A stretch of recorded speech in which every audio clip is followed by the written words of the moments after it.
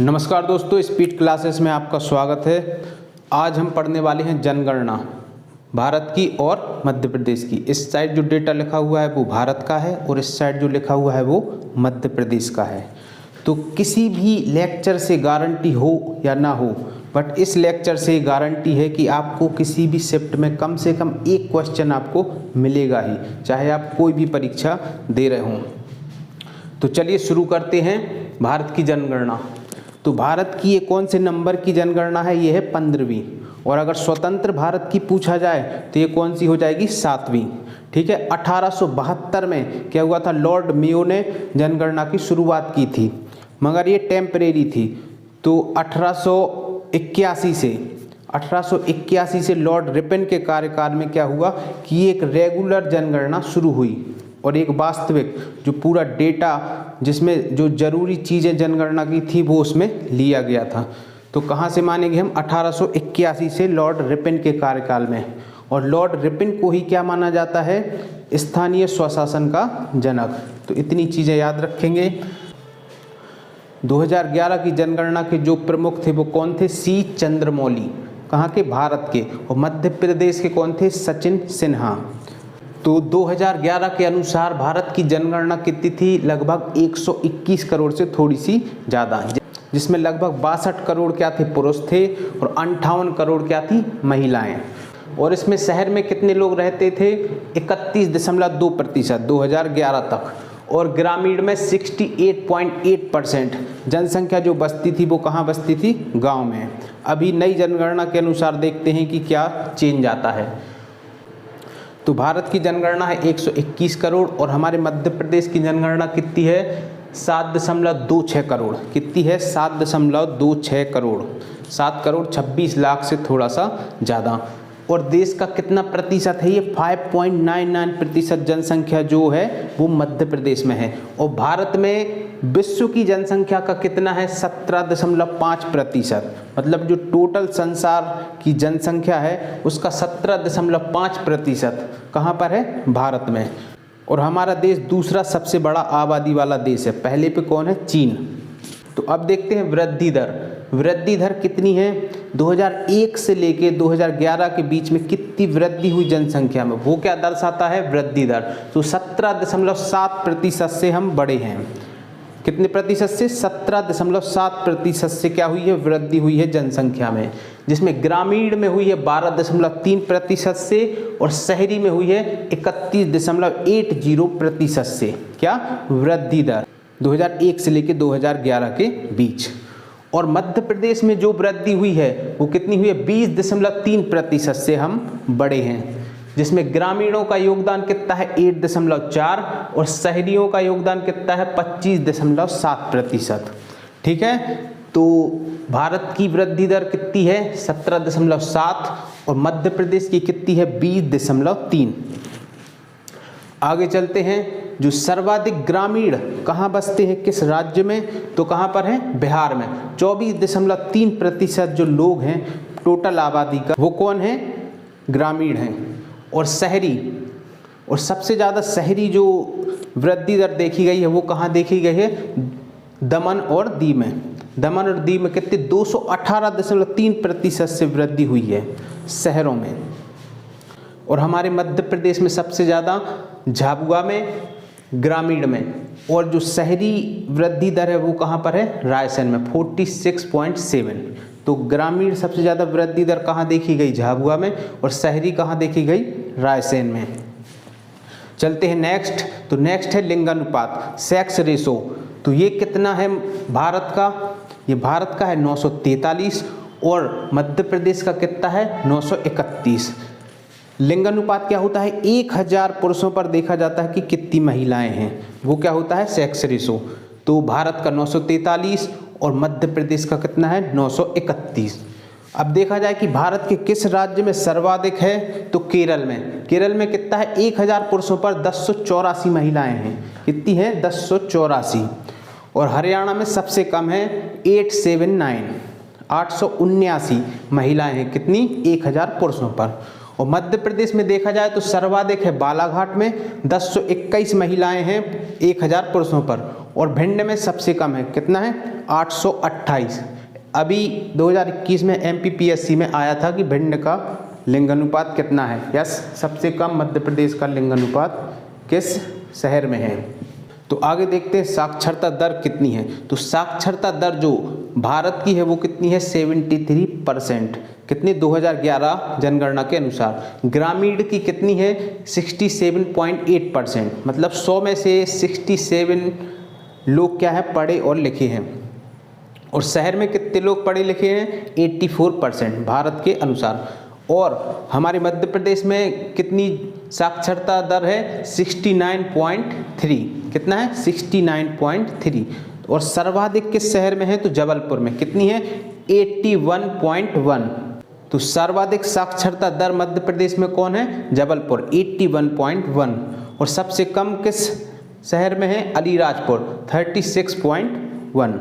तो सर्वाधिक साक्षर जिला कौन सा है जबलपुर, और सबसे कम साक्षरता दर किस में है अलीराजपुर 36.1। चलते हैं नेक्स्ट। इसमें भी क्या है कि पुरुष कितने साक्षर हैं 80.9, कितना है 80.9% पुरुष भारत में क्या है साक्षर। और महिलाएं कितनी है 64.6%, कितनी है 64.6%। और मध्य प्रदेश में पुरुष कितने हैं साक्षर 78.7, और महिलाएं कितनी साक्षर हैं 59.2%। ठीक है, ये डेटा याद रखना पड़ेगा क्योंकि ये परीक्षा में आता है। और ये हो गई भारत की बात, ये हो गई मध्य प्रदेश की बात। अब देख लेते हैं केंद्र शासित प्रदेश में। केंद्र शासित प्रदेश में सर्वाधिक साक्षर दर किसकी है लक्षद्वीप की है, और सबसे कम किसकी है दादर नागर हवेली की, कितनी है 76.2। तो अगला देखते हैं क्या है जनसंख्या घनत्व। तो अगला देखते हैं क्या है जनसंख्या घनत्व, मोस्ट इंपॉर्टेंट है, ये पूछा जाता है। तो जनसंख्या घनत्व भारत का कितना है 382, कितना 382। जनसंख्या घनत्व क्या कहलाता है कि 1 किलोमीटर लंबाई और चौड़ाई। ठीक है, इधर भी कितना है 1 किलोमीटर, इधर भी 1 किलोमीटर। तो 1 किलोमीटर वर्ग एरिया में कितने लोग रहते हैं वो क्या कहलाता है जनसंख्या घनत्व। ठीक है, तो कितने लोग रहते हैं 382 पूरे भारत में। और जिसमें भी सर्वाधिक कितना है बिहार, उसमें भी सर्वाधिक किसका है बिहार का। बिहार के 1 किलोमीटर वर्ग एरिया में कितने लोग रहते हैं 1106 लोग, कितने 1106 लोग। और सबसे कम देखा जाए तो किस राज्य में है अरुणाचल प्रदेश में, कितने लोग रहते हैं 17 लोग, केवल 17 लोग। जितनी जगह में बिहार में 1106 लोग रहते हैं, अरुणाचल में कितने लोग रहते हैं 17 लोग।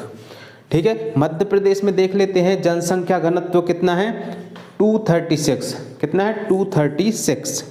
जिसमें सर्वाधिक किसका है भोपाल का। भोपाल में कितने लोग रहते हैं 855। 1 वर्ग किलोमीटर एरिया में कितने लोग रहते हैं 855 भोपाल में। और सबसे कम जो मध्य प्रदेश में वो कौन सा है डिंडोरी जिला, कितना है कौन सा है डिंडोरी जिला, जिसमें कितने लोग रहते हैं 94। ठीक है, तो सबसे कम डिंडोरी में 94 और सर्वाधिक 855 भोपाल में, ये मध्य प्रदेश का। ठीक है, भारत का हो गया सर्वाधिक बिहार, न्यूनतम अरुणाचल प्रदेश। तो ये हो गया भारत का, वो हो गया मध्य प्रदेश का। ये देख लेते हैं ये क्या है केंद्र शासित प्रदेश में। तो केंद्र शासित प्रदेश में सर्वाधिक किसका है दिल्ली का। राजधानी में कितने लोग रहते हैं 1 वर्ग किलोमीटर एरिया में, कितने रहते हैं 11,320 लोग, कितने 11,320 लोग। ठीक है, जहां अरुणाचल प्रदेश में 17 लोग रहते हैं, उतनी ही जगह में दिल्ली में कितने लोग रहते हैं 11,320 लोग। ठीक है, तो केंद्र शासित मतलब कुल मिला के देखा जाए तो दिल्ली में सर्वाधिक क्या है घनत्व है। और सबसे कम कहाँ पर है अंडमान में। अंडमान निकोबार में कितने लोग रहते हैं 46 लोग। ठीक है, तो जनसंख्या घनत्व अंडमान का कितना है 46। ठीक है, भारत का, मध्य प्रदेश का और ये हो गया केंद्र शासित प्रदेश का। ठीक है, तीनों चीज़ें आपको याद रखनी होगी। अगला देखते हैं एससी शेड्यूल कास्ट की जनसंख्या हमारे भारत में कितनी है।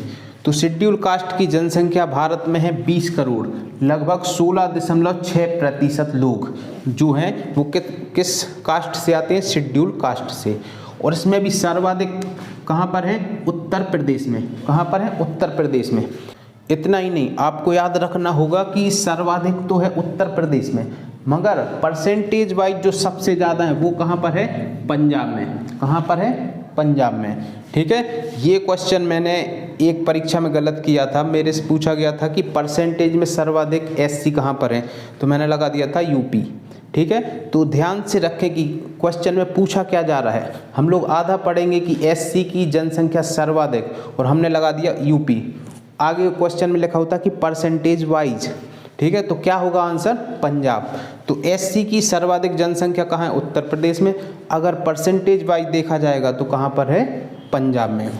ठीक है, अब देख लेते हैं मध्य प्रदेश में। मध्य प्रदेश में 1.1 करोड़ लगभग क्या है? एससी। लगभग 15.6% लोग जो है एससी से आते हैं, और इसमें भी सर्वाधिक जो एससी कास्ट है वो कहाँ पर है? इंदौर में। कहाँ पर है? इंदौर में। और परसेंटेज वाइज सर्वाधिक कहाँ पर है? उज्जैन में। कहाँ पर है? उज्जैन में। और सबसे कम जो जनसंख्या है वो कहाँ पर है? झाबुआ में, एससी की। ठीक है, तो एससी की सर्वाधिक जनसंख्या इंदौर में, परसेंट में सबसे ज़्यादा कहाँ पर है? उज्जैन में, और सबसे कम कहाँ पर है? झाबुआ में। ठीक है, यहाँ पर भारत में क्या है? उत्तर प्रदेश में सबसे ज़्यादा, मगर परसेंटेज वाइज पंजाब में ज़्यादा। तो नेक्स्ट देखते हैं एसटी की जनसंख्या। एसटी मतलब शेड्यूल्ड ट्राइब, जनजातीय लोग। तो जनजातीय लोग जो भारत में है वो कितने हैं? 10 करोड़। लगभग कितने हैं? 10 करोड़। और सर्वाधिक किस राज्य में है? तो मध्य प्रदेश में। कहाँ पर है? मध्य प्रदेश में। 21.1% जो है एसटी आबादी है, मगर परसेंटेज वाइज देखा जाएगा तो सबसे ज़्यादा कहाँ पर है? लक्षद्वीप में। कहाँ पर है? लक्षद्वीप। 94.8%, मतलब लगभग सभी लोग क्या हैं? जनजातीय लोग आते हैं। तो याद रखेंगे सर्वाधिक जनसंख्या के आधार पर कौन है? मध्य प्रदेश। अगर परसेंटेज वाइज पूछा जाए तो क्या होगा? लक्षद्वीप।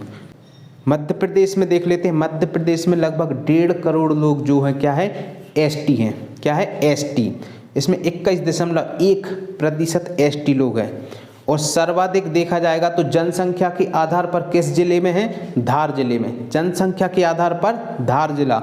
और अगर परसेंटेज वाइज पूछा जाएगा तो क्या? अलीराजपुर। ये जो डेटा है वो बहुत ही महत्वपूर्ण है। यहाँ बहुत कन्फ्यूजन होता है कि सर्वाधिक एसटी जनसंख्या कहाँ पर है, किस जिले में। तो जनसंख्या के आधार पर धार, और परसेंटेज वाइज पूछा जाएगा तो क्या हो जाएगा? अलीराजपुर। दोनों अच्छे से लिख लें, आप एक नोट्स बना लें। और अगर न्यूनतम पूछा जाएगा तो कहाँ पर है? भिंड में। भिंड जिले में न्यूनतम एसटी की आबादी है। कुछ पॉइंट और देख लेते हैं कि सर्वाधिक स्त्री पुरुष की साक्षरता में जो अंतर है वो किस राज्य में है? तो कहाँ पर है? राजस्थान में। मतलब कि पुरुष बहुत ज़्यादा पढ़े लिखे हैं मगर महिलाएं कम पढ़ी लिखी हैं, तो करीब करीब 27% का अंतर है। अगर मध्य प्रदेश में देखें तो 78.7 क्या है? पुरुष साक्षर हैं, और 59.2 क्या है? महिलाएं साक्षर हैं। तो लगभग 19% का अंतर है। मगर राजस्थान में लगभग कितना है? 27% से भी ज़्यादा का अंतर है। पुरुष बहुत ज़्यादा पढ़े लिखे हैं, महिलाएं उतनी ही कम पढ़ी लिखी हैं। तो ये क्वेश्चन भी किसी परीक्षा में आया हुआ है। साक्षर 2011 की जनगणना के अनुसार किसको माना? तो कितनी उम्र से लें कि वो साक्षरता में गिनती हो जाए? तो क्या है? 7 वर्ष से अधिक। 7 वर्ष से अधिक वालों को ही लिया था, किसमें? साक्षरता दर में। 7 साल से कम वालों को नहीं काउंट किया था कि वो पढ़ या लिख सकते हैं। तो साक्षर किसको माना जाता है? जो पढ़ और लिख दोनों सकें। अगर मान लो आप पढ़ लेते हैं, लिख नहीं सकते, तो आप साक्षर नहीं हैं, और अगर लिख लेते हैं, पढ़ नहीं सकते, तो साक्षर नहीं है। ठीक है, तो साक्षर कौन व्यक्ति है? जो पढ़ और लिख दोनों सकता है।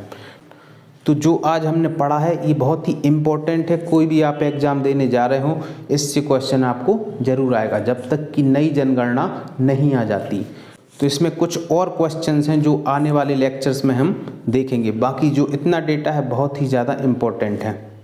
तो आई होप आपको ये लेक्चर पसंद आया होगा। मैं कोशिश करता हूँ कि कम समय में आपका टाइम बिना बर्बाद किए हुए क्या कर सकूँ, ज़्यादा से ज़्यादा अच्छे क्वेश्चंस, अच्छा डेटा आपको प्रोवाइड करा सकूँ। तो अच्छा लगा हो तो आप कमेंट करिएगा। मिलते हैं नेक्स्ट वीडियो में। Thank you.